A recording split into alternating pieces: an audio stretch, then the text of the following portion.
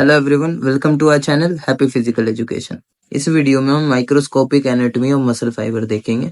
तो चलिए वीडियो को स्टार्ट करते हैं। लास्ट वीडियो में हमने देखा था हमारी मसल्स कैसे बोन से अटैच होती हैं by the help of tendons. Muscles के अंदर फेसिकल्स होती हैं। ये फेसिकल्स क्या है? मसल फाइबर के बंडल को हम फेसिकल्स कहते हैं।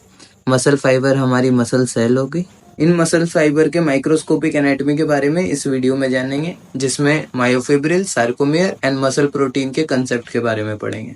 इस फिगर में लेफ्ट हैंड साइड पे एक सेल है और राइट हैंड साइड पे हमारे मसल फाइबर है। कंपैरिजन के लिए जो हमारे सेल की आउटर कवरिंग जिसको हम प्लाज्मा मेम्ब्रेन कहते हैं, वो हमारे मसल सेल में सार्कोलेमा होगा। और इन प्लाज्मा मेम्ब्रेन के अंदर जो लिक्विड पाया जाता है जिसको साइटोप्लाज्म कहते हैं, वो हमारे मसल फाइबर के अंदर सार्कोप्लाज्म होगा। और जो एंडोप्लाज्मिक रेटिकुलम पाया जाता है सेल्स में, वो हमारे मसल फाइबर के अंदर सार्कोप्लाज्मिक रेटिकुलम होगा।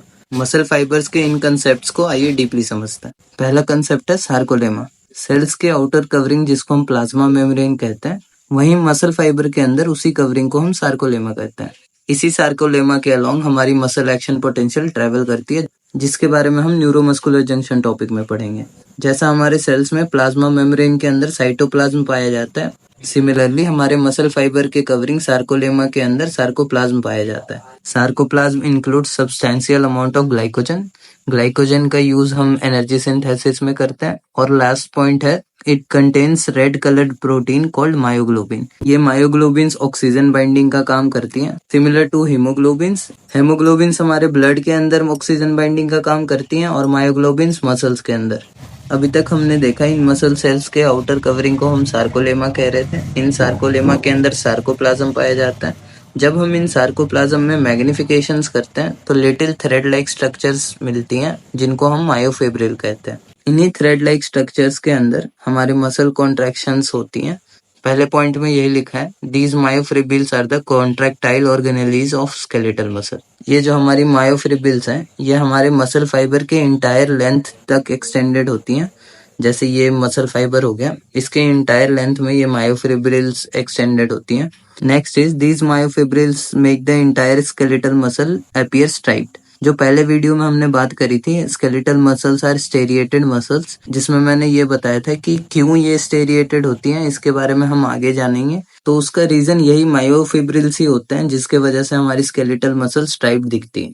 लास्ट पॉइंट में लिखा है, each myofibril encircled by sarcoplasmic reticulum. जो हमारे सेल्स में एंडोप्लाज्मिक रेटिकुलम होता था, वो हमारे मसल फाइबर के अंदर सार्कोप्लाज्मिक रेटिकुलम होता है। इस फिगर में देखें अगर, तो कैसे एक मायोफिब्रिल को सार्कोप्लाज्मिक रेटिकुलम इनसर्कल कर रहा है, वो डिपिक्ट किया हुआ है। और इन सार्कोप्लाज्मिक रेटिकुलम में हमारा कैल्शियम आयन स्टोर होता है। ये जो कैल्शियम आयन हमारे सार्कोप्लाज्मिक रेटिकुलम के अंदर स्टोर हो रही है, इनके इंपॉर्टेंस के बारे में हम अपने नेक्स्ट वीडियो में, जो कि स्लाइडिंग फिलामेंट थ्योरी होने वाला है, उसमें जानेंगे कि इन कैल्शियम आयंस की इंपॉर्टेंस क्या होने वाली है। मायोफिब्रिल्स के अंदर स्मॉल प्रोटीन स्ट्रक्चर्स होती हैं, जिनको हम मायोफिलामेंट कहते हैं। मायोफिलामेंट हमारी दो होंगी, एक थिन और एक थिक।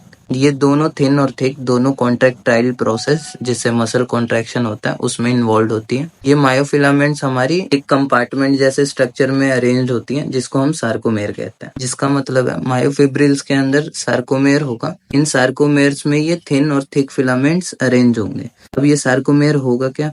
सार्कोमेयर के दोनों साइड के एंडिंग को हम जेड डिस्क कहेंगे। इन दो जेड लाइंस के बीच के लेंथ को हम सार्कोमेयर कहते हैं। इन्हीं सार्कोमेयर्स को जब हम एक के बाद एक अरेंज करते हैं तो उसको हम मायोफिब्रिल्स कहते हैं। और ये मायोफिब्रिल्स हमारे मसल फाइबर के पूरे लेंथ तक एक्सटेंडेड होती है। अब इस एक सार्कोमेयर को उठाकर इसमें हम अपने जो मायोफिलामेंट्स हैं थिन और थिक, इनको प्लेस करेंगे। ठीक है, ये सार्कोमेयर हमारा ऐसा कुछ दिखेगा।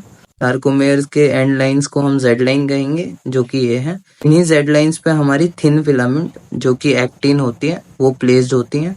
जेड लाइन पे हमारी थिन फिलामेंट प्लेस्ड हो गई। अब जो हमारा थिक फिलामेंट मायोसिन है, वो यहाँ पे प्लेस्ड होता है। ठीक है, अब अगर हम फिगर में देखें तो हमारी एक्टिन तो जेड लाइन पे प्लेस्ड है, जो हमारा मायोसिन है वो बीच में सस्पेंडेड है। तो मायोसिन के स्टेबिलिटी के लिए एक इलास्टिक प्रोटीन होता है, जिसको हम टाइटिन कहते हैं। टाइटिन जो है हमारे मायोसिन को जेड लाइन पे कनेक्ट करता है। ये हमारे मायोफिलामेंट्स एक सार्कोमेयर में अरेंज हो गए। इसी सार्कोमेयर के अरेंजमेंट को हम मायोफिब्रिल्स कहेंगे। ठीक है, नेक्स्ट ये कुछ जोन्स हैं जो साइड में लिखा है, A band, I band, H zone. इनके बारे में समझते हैं। मायोसिन हमारा थिक फिलामेंट होता है। इसकी पूरी लेंथ जो है उसको हम ए बैंड कहते हैं। इस ए बैंड में देखना मायोसिन की जो पूरी लेंथ है उसको उसमें थोड़ा सा एक्टिन का भी पार्ट कवर हो जाता है। तो जो हमारा ए बैंड होता है वो थिन प्लस थिक होता है। इस ए बैंड के अंदर जो एक्टिन का पार्ट है उसके अलावा जो एक्टिन की लेंथ है उसको हम आई बैंड कहेंगे।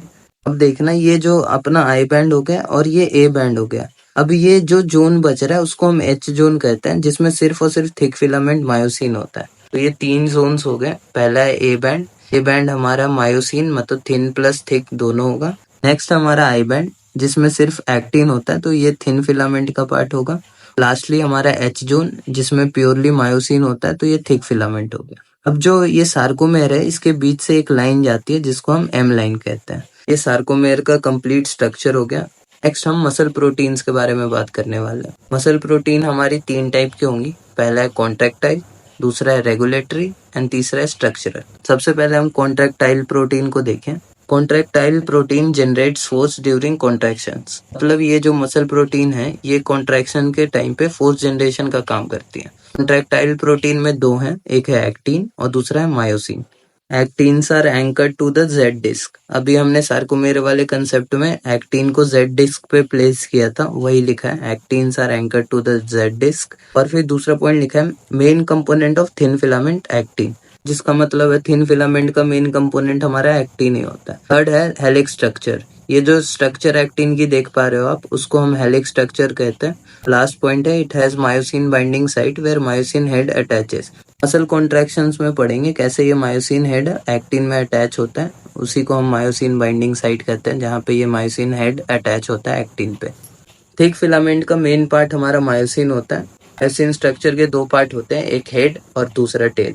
मायोसिन का टेल पार्ट एम लाइन को फेस कर रहा होता है, मतलब ये अगर एम लाइन है तो ये टेल हमेशा एम लाइन को फेस कर रही होगी। नेक्स्ट मसल प्रोटीन का टाइप है रेगुलेटरी। ये रेगुलेटरी इसलिए है क्योंकि ये मसल कॉन्ट्रैक्शंस को रेगुलेट करती हैं। सेम चीज यहाँ पे लिखी है, helps with the contraction process on end of. हमारा जो मसल कॉन्ट्रैक्शंस है उनको रेगुलेट करने का काम रेगुलेटरी प्रोटीन का होता है। इनमें 2 टाइप हैं, ट्रोपोमायोसिन और ट्रोपोनिन। ये दोनों हमारे थिन फिलामेंट एक्टिन के ही पार्ट होते हैं। ट्रोपोमायोसिन जो है हमारा कवर करता है मायोसिन बाइंडिंग साइट को। हमारे मायोसिन बाइंडिंग साइट्स हैं, इनको जो कवर कर रहा है थ्रेड लाइक स्ट्रक्चर उसको हम ट्रोपोमायोसिन कहते हैं। और इस ट्रोपोमायोसिन को जो पकड़ के रखता है स्ट्रक्चर उसको हम ट्रोपोनिन कहते हैं। हमारे मसल प्रोटीन्स का लास्ट टाइप है स्ट्रक्चरल प्रोटीन।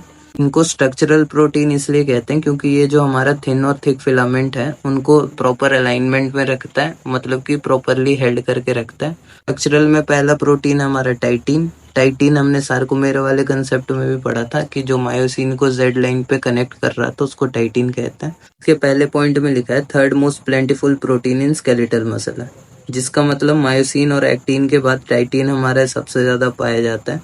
सेकेंड पॉइंट है यूज साइज। टाइटिन साइज में काफी बड़ा होता है। Titin molecules cover half a sarcomere, मतलब एक टाइटिन मॉलिक्यूल ऑलमोस्ट सार्कोमेर के हाफ लेंथ को कवर कर लेता है। Stabilise the position of thick filament. जो हमने सार्कोमेर वाले कंसेप्ट में पढ़ा था कि मायोसिन जो है हमारा सस्पेंडेड था, उसको जेड लाइन पे अटैच करने के लिए हमने टाइटिन को यूज किया था। वही सेम फंक्शन यहाँ पे लिखी है कि it stabilises the position of thick filament. Next structural protein है नेबुलिन। एक्टिन वाले में एक पॉइंट बताया था मैंने, हेलिक्स स्ट्रक्चर।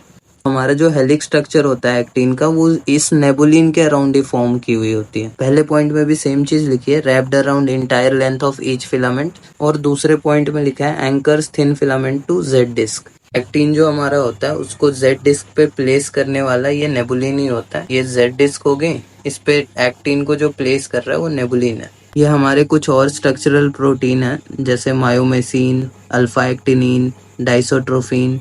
ये इतने इम्पोर्टेंस के नहीं है पर फिर भी समझ लो। मायोमेसिन जो है हमारा वो एम लाइन को फॉर्म करता है।